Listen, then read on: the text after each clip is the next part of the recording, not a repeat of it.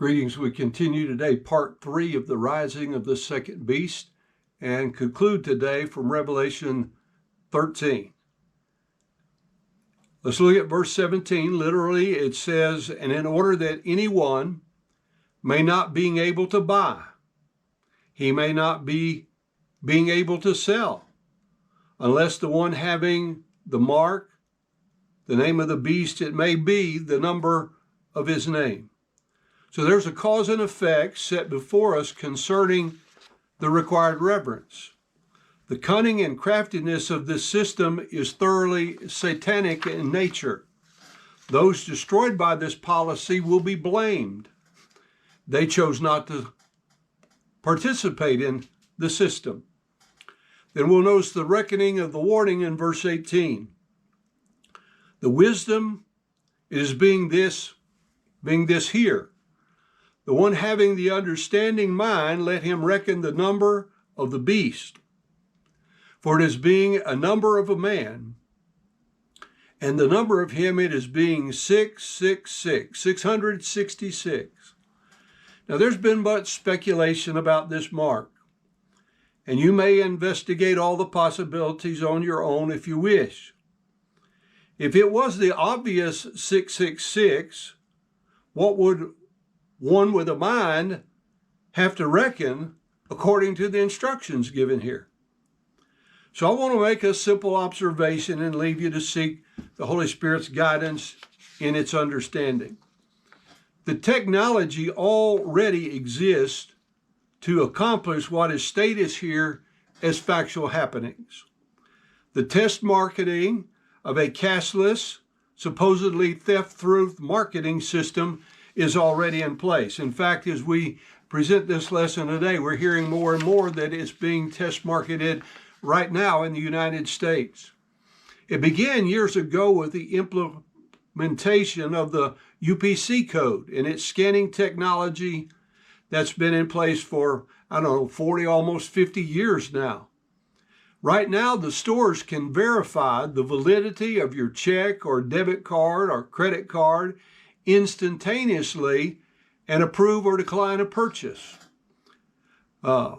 Many years ago, in the early 90s, I believe it was, a European visitor went to a local store in the Orlando area and paid for a purchase by having the store scan a chip which was embedded in her right hand and nothing more. It's my understanding that within this monstrous bill that was passed, which we commonly call Obamacare, there was a provision which could require the implementation of a chip in, guess what, one of the two locations mentioned in Revelation 13:17. And I'm not saying that he was the Antichrist and this is it or anything. I'm saying that the technology already exists and is working toward the required implementation. So I want to observe we all have lots of numbers to identify us. A phone number, an address, a checking account number, saving account number, a credit card number, a social security number. There is talk of a move toward a singular number per person that would be valid for any and all transactions which that person might make. Now, for years, I've had a Visa card. I worked at the bank. I had to learn a little about this stuff years ago. My Visa card begins with the digit number 4.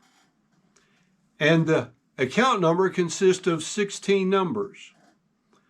The first 4 digits identify the issuing bank, and the following 12 digits are my unique account number with that bank.